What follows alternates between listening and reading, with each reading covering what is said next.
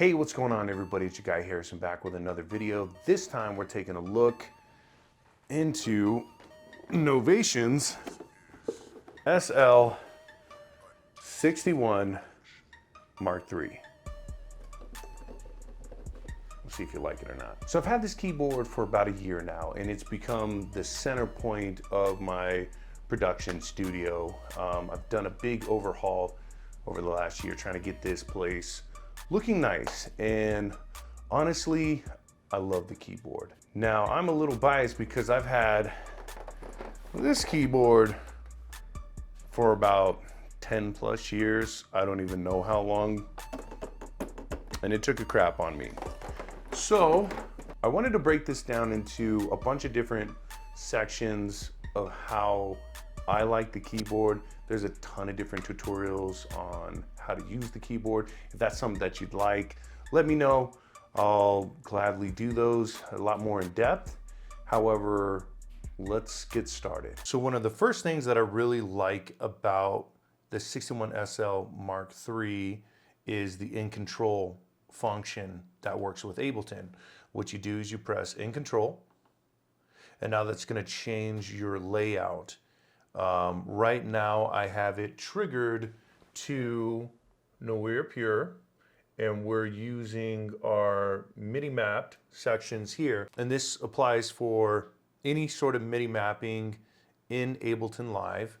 And the first thing that's really nice is you can label everything, and without having to look at the computer itself, I can know exactly which ones the MIDI is controlling by the label.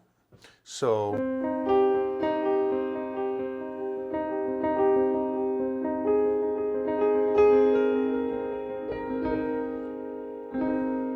now everything's adjusted. So let's go.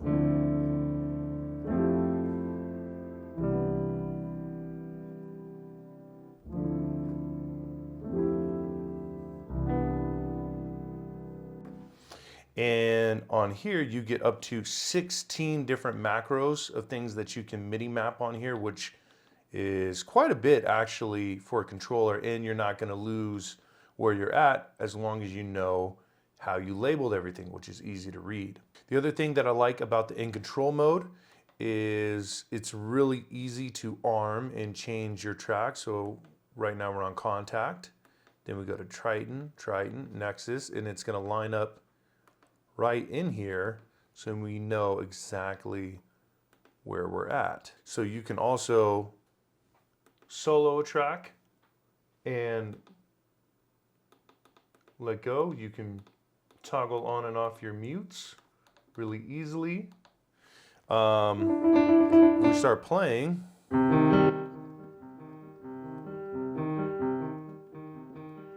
you can adjust the volume extremely easy, real time, which is really nice. The in control function for me is probably one of my favorites because I use Ableton so much. It allows me more control over the plugins without having to jump in over to the computer via mouse, etc., etc., etc.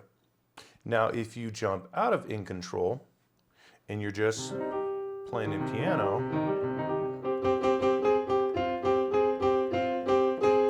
and say you have fat fingers and you want to adjust the velocity, this is a really nice feature. You go press global, and right here's your velocity curve. We're going to set it to fixed, which means every note, doesn't matter how hard or soft you press it, is going to be fixed. If you want to adjust it to high, means if you're a lighter player,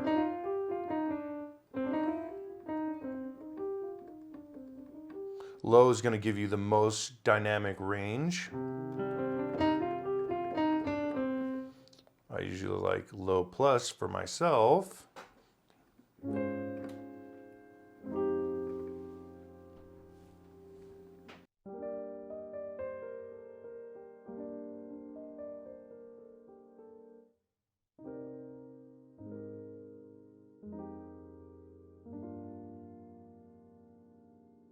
There's a really nice feel to it. Even though it's not a weighted keyboard, the keys all feel really nice and really easy to get used to. Again, this is a great feature. If you have this keyboard and you're struggling a little bit with the velocity, just go in and change it. The third thing that I really like about this keyboard is when you're in sequencer mode, you can program your chords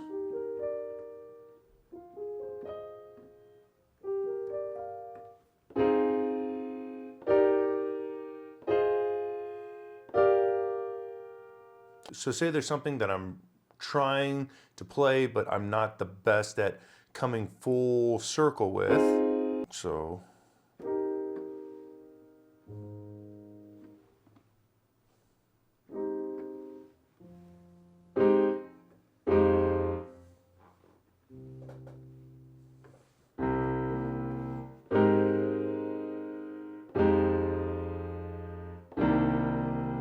now all the red notes are all the keys that I programmed. Now, if you just play it, it's all playing at a fixed velocity. But if you go into options, now you can click on the pad and you can change to have a softer velocity. And it's going to show you on each one of the steps right here, step 1, step 2, step 3. So I'm going to put them all at 40.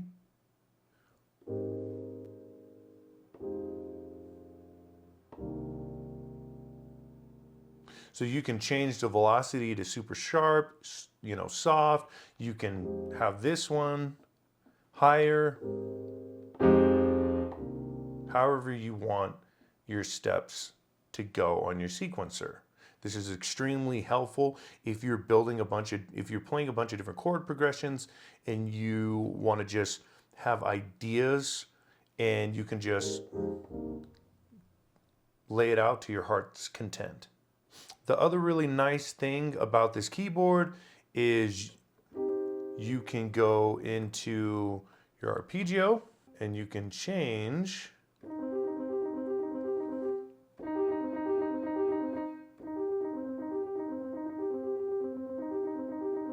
the different styles of arpeggio.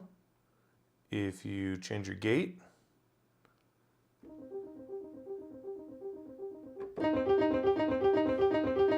that's going to give you more of a pluck rate. You can change your sync.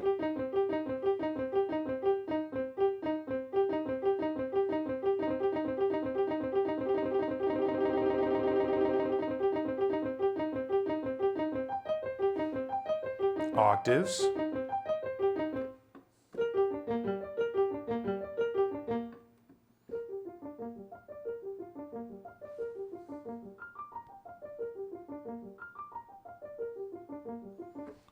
Super extremely useful. You can change the length. Say we just want a 4 bar.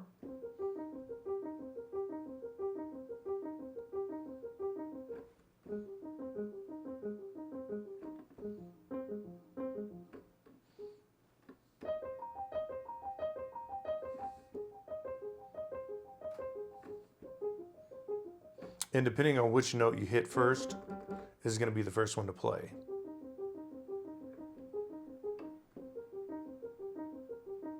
So not only can you play your arps here, but you can jump back into the scales that you built. And we want to turn the velocity up so you can hear it a little better. So let's go options, turn the velocity, let's go.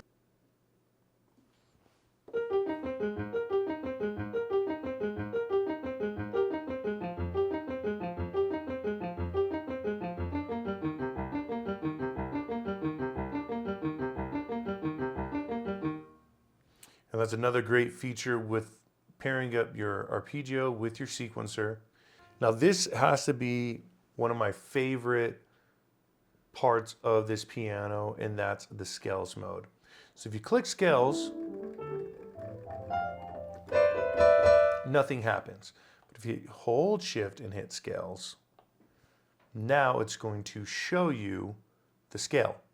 For me, I've been trying to learn music theory as much as possible, and this keyboard has made it really useful for me to practice my scales, start learning, start jumping into other chord progressions, or if I'm struggling when I'm making something, I can pop it over into here and bring me out of maybe the scales that I'm used to playing and show me some different ideas. So up here, it's going to start in your root position, which is C. And I know it might be a little bit hard to see here, but it's going to be your brightest note.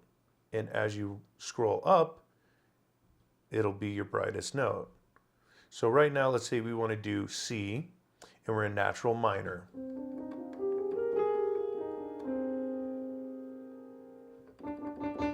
And this mode has a snap, so if I accidentally hit a note that's not on the scale of C, it's going to nudge it over.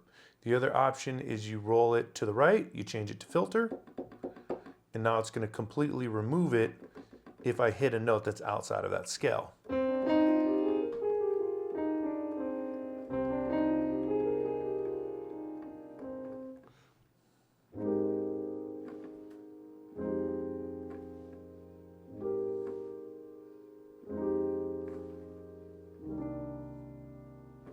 And as you can see, this is a great way to learn the piano. This is ultimately the reason why I ended up purchasing this keyboard. As much as I like all the additional features that it has, for me, learning the piano was extremely important, and being able to see it visually is amazing to me. And you can go through every note, E minor, you go major, you can go Dorian scale, Phrygian scale, Mixolydian. I mean, there's so many different scales that you can learn on this piano, and I think it's a huge feature, and it has to be my #1 reason for me for purchasing this piano. So I think this keyboard is really good if you're looking to maybe do a nice upgrade to your studio. I'm not opposed to more budget-friendly keyboards. I think that everything kind of serves its purpose on that front. Right now, the keyboard is going to retail at around $700, which is pretty steep just for a keyboard. However, it does also have the same features for hardware synths. Now, I'm not a hardware synth person. However, having that capability and the flexibility does bring it up at a higher price point, because it is so versatile between a DAW and a digital audio work setting and a manual work setting where you're getting a lot of analog gear that you can wire into the machine. I don't know much about it myself because I don't have really any analog gear here yet. So that's it. I hope you guys enjoyed, and if you like the content, make sure to like, subscribe, smash them thumb buttons, and hit the notification bell. So if you want to stay up to date on the channel, up to date on the content, that's good as well.